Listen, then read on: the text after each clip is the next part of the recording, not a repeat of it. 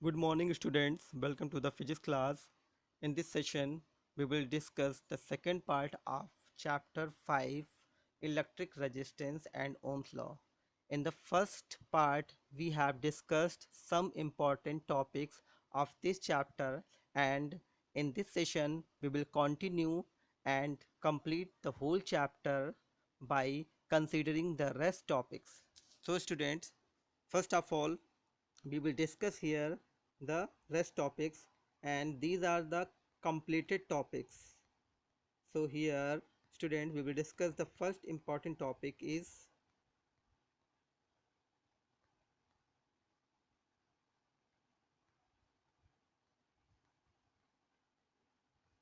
in the last topic we have discussed Ohm's law, and here we have to discuss experimental verification of Ohm's law. It means that how can you verify experimentally the Ohm's law. So in order to explain verification of Ohm's law experimentally, we have to take a circuit diagram like this, and in this circuit diagram we have to connect ammeter, voltmeter and key by the source like the above diagram. And when we take a value of potential difference, means we have to change the value of potential difference, then the value of current is also changes. And when we plot a graph between potential difference and current, we get a straight line, and this straight line shows that the electrical resistance. And if we get a straight line in all the points, then it will be verified experimentally that it is follow the Ohm's law. For the verification of Ohm's law, there should be a straight line in the experiment. From the experiment, we can find some particular values like voltage, resistance. So here from the figure, you can see that the resistance R is equal to 1 upon slope. Slope means a line which is inclined at any angle from the horizontal lines, and it form a slope. So from the figure we get V2 minus V1 upon I2 minus I1, where V2 minus V1 is the potential difference and I2 minus I1 is the current difference. Okay, student.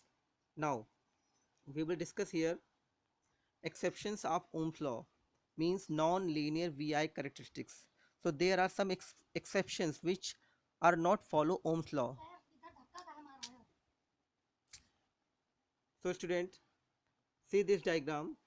In this diagram, you can see that in this diagrams you can see that there is not a straight line and there is a curved line. So in the case of torch bulb, we don't have a straight line when we plot a graph between voltage and current, so it does not follow the Ohm's law. In the same way, there is another example. When we take a diode, so in the case of diode also we don't have a straight line, we have a curve, but this curve have a small part which is a straight line, so it is better example of the Ohm's law, but it does not follow completely. Now student, we will discuss here dynamic resistance. So dynamic resistance is also a resistance, but due to motion it is called dynamic resistance, and it is denoted by capital R is equal to delta V upon delta I. Now student, we will discuss here the derivation of Ohm's law and electrical resistivity and conductivity. So this is the important topic because Ohm's law and proving of Ohm's law both are important according to board syllabus. So we know that A is equal to F upon M. So EV upon ML. On putting the value, we get A is equal to A tau.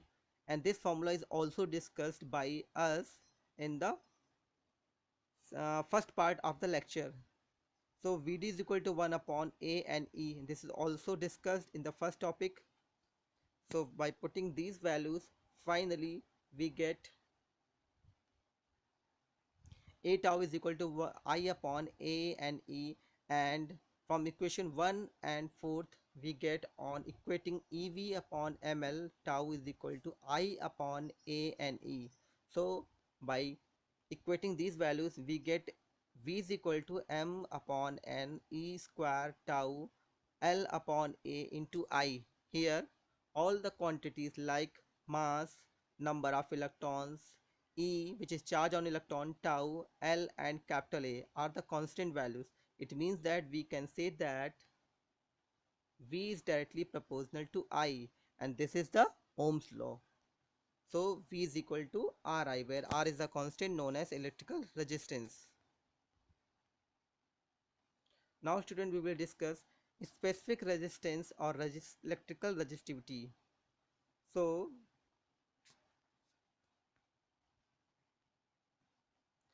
the ratio of intensity of electric field, that is E, at any point within,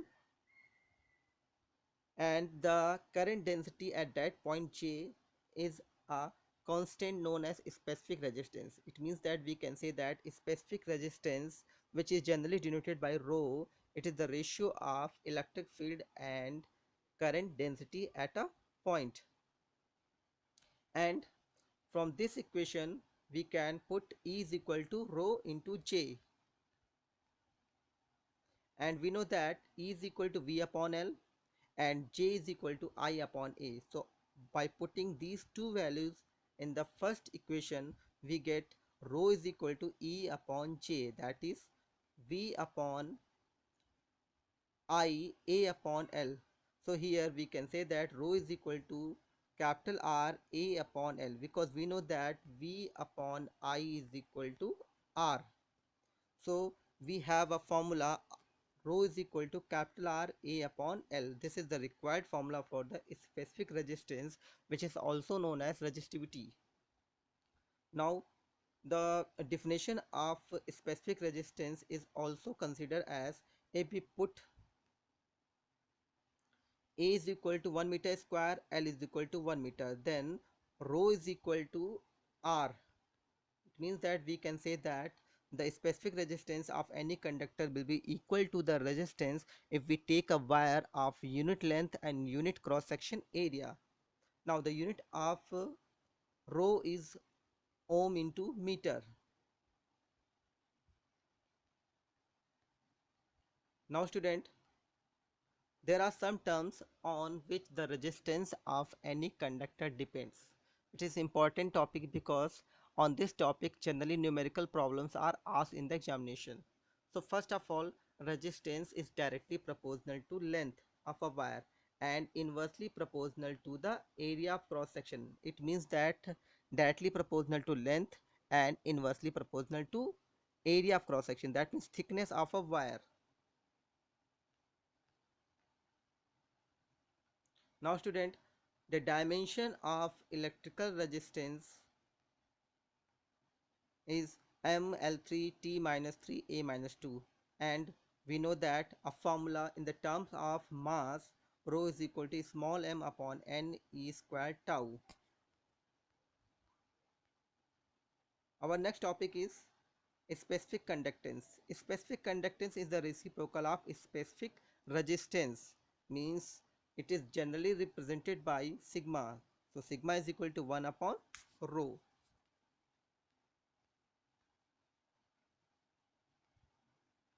Its dimension formula is m minus 1 L3T 3A2, and its unit is ohm meter inverse or ohm meter inverse, or we can also write it MHO upon meter. Siemen is also its unit, and there is a formula rho is equal to E upon J and sigma is equal to J upon E. Because it is the reciprocal, so we have a relation J is equal to sigma capital E, where J is the electric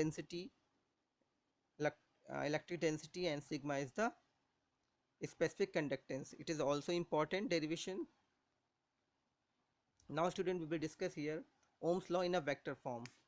So in order to find Ohm's law in a vector form, we have a formula V is equal to m upon n E square tau L upon A into I.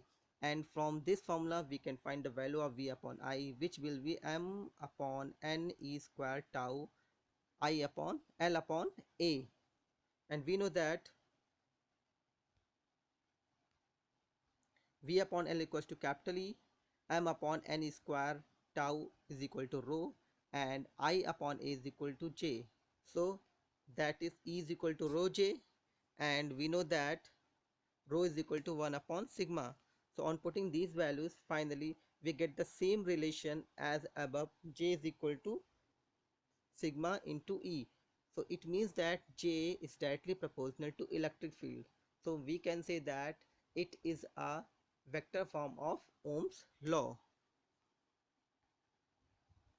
Now student, we will discuss here effect of temperature on resistivity. This is most important topic because generally conceptual problems are asked on the temperature and dependence of temperature on a metals, non-metals and semiconductor. So first of all, resistivity of metals. So resistivity of metals is, we can say that when a temperature of a metallic wire is raised, its electrical resistance increases. Resistance increases, that means we can say that its specific resistance is also increases. You can see from the figure,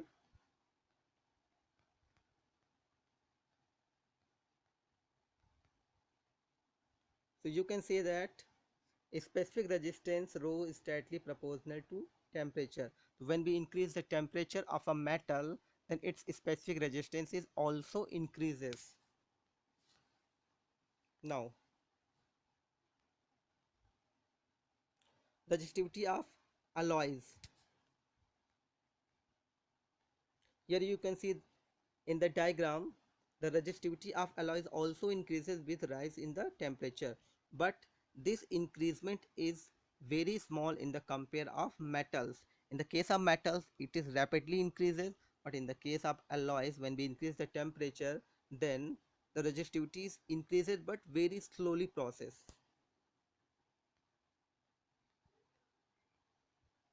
Now the students will discuss here resistivity of semiconductor. So resistivity of semiconductor is decreases according to figure. When we increase the temperature, then the value of rho is decreases for the semiconductor like germanium or silicon. Resistivity of electrolyte. So resistivity of electrolyte is also decreases when temperature is increases. Now student, we will discuss here electric energy and power. As you all also studied these two topics in the 10th class, so electrical energy means the capacity to do work is called electrical energy. For the electrical instruments or electrical circuits, the capacity to do work or process is called electrical energy. And in order to find it, we know that Q is equal to IT, where Q is the total charge, and we know that W, where W is the work done by the electrical appliances or electrical circuits, is Q into V. On putting the value of Q, we get required value W is equal to VIT, means voltage into current into time, and we know that resistance R is equal to V upon I. So on putting these values, we get the final formula W is equal to I square RT, where W equals to V square T upon R. These are the two important formulas of work done, and this work done is considered as a electrical energy for any electrical appliances. Now student, we will discuss here electrical power. The rate of doing work is known as power. So P is equal to W upon T, where P is a representation of electrical power. And we can find the different formulas of electrical power by putting the values of W. So first formula is P is equal to VIT upon T, where VIT is the value of W, and we can also solve it and we get P is equal to V into I. So this is the second formula. Now the final formula is P is equal to I square R is equal to V square upon R, is equal to Vi. So these are the main formulas of electrical power. The unit of electric power is watt, and higher unit of electrical power is kilowatt, and 1 kilowatt is equals to 1000 watt, and 1 horsepower is also the unit of electric power, and its value is 746 watt. So you remember it. Now, illumination of electric bulb in a parallel and series combination. So when we consider two electric bulb and they are connected in parallel, then the potential difference across both bulb will be same, but current is different. So those bulb which have a more amount of current will be illuminated fast in the compare of other bulb. In the same case, if any two bulbs are connected in series, then the current will be same, but the potential is different. So in this case, both bulbs will be illuminated in the same brightness. Student, we will discuss here commercial unit of electrical consumption. So it is 1 kilowatt hour, and it is also known as unit.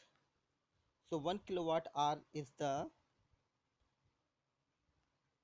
1 kilowatt hour, or 1 unit is the quantity of electrical energy which is dissipated in 1 hour by any electrical appliances whose power is 1 kilowatt. This is the proper definition of kilowatt hour, or we can say that 1 unit. Now we can convert 1 kilowatt hour into watt into second. So we know that 1 kilowatt hour equals to 1000 watt into 1 hour, and 1000 watt into 3600 second. So finally we get 1 kilowatt hour equals to 3.6 into 10 to power 6 joule. This is the conversion of 1 kilowatt into joule. Now student, we will discuss here an important formula. With this formula we can find the number of units. So number of units equals to volt into ampere into R upon 1000, or we can also write watt into R upon 1000. With the help of this formula we can find the number of units used in our houses. Students, the next topic is color code of a resistance. You generally see on a register, if you see any register, then you will be find there are some bands or take place on that registers, and they have a different color, and these colors shows a different meanings. Means each color have a particular value, and by this value we can determine the capacity and its power of a register. So from the figure you see that A comma B comma C and D, these are the 4 points, and there are 4 bands, and these bands have a specific color. So there is a table, and with the help of this table we can find the capacity of any register. Like the first 2 bands, first and second band, if have the following colors like black, brown, red, orange, yellow, green, blue, so they have the number 0, 1, 2, 3, 4, 5, 6, and so on. So these are the number which will be take place for the following colors, and the third band have a multiple of 10 to power something power. Means for example, if the third band is black color, then we have a 10 to power 0. If third band is have a brown color, then we have a 10 to power 1. And for the fourth band, there is another table. If fourth band is gold color, then its tolerance power will be 5%. That means it can be tolerance the electric current. And if it is a silver, then 10%, and if this have no color, then the tolerance power is 20%. So by 4 bands we can find the tolerance power and the capacity of that registers. So this is considered as a color code. It is also an important topic. Now student, we will discuss the combination of resistances. As we already discussed in the chapter 4 the combination of capacitor, but here we will discuss the combination of resistors. There are two ways by which we can combine the resistors. First is series combination. So you can see from the figure there are three resistors R1, R2, R3, and they are connected in series with the help of a battery whose potential is V. So in this case the current will be same in all the resistances, but the potential difference is different for all the resistances. So first of all we will find the value of potential difference V1, V2, V3. So total potential V is equal to V1 plus V2 plus V3. On putting the values we get R is equal to R1 plus R2 plus R3, where R1, R2, R3 are the resistances of individual resistance.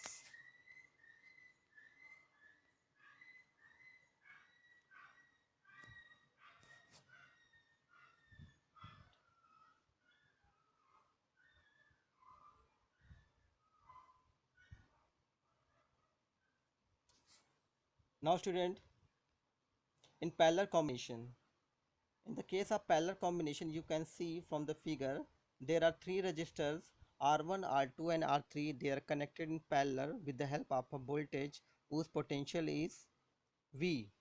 And in this case the current will be different, but the potential difference will be same in all the resistors. So here we will find the value of current I1, I2 and I3, and putting these values in the final formula I is equal to I1 plus I2 plus I3, we get 1 upon R is equal to 1 upon R1 plus 1 upon R2 plus 1 upon R3. So this is the required formula for the resistance when resistances are connected in parallel, and R is the equivalent resistance.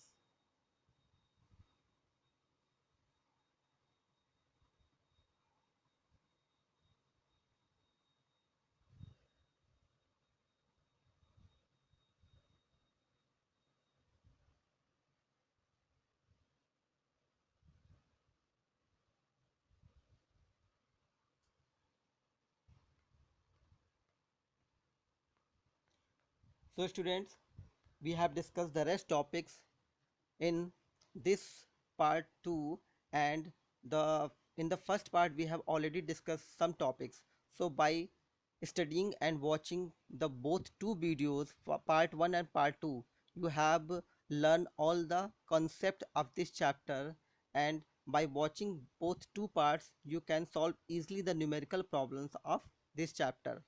So thank you very much. Keep watching and do as well as possible.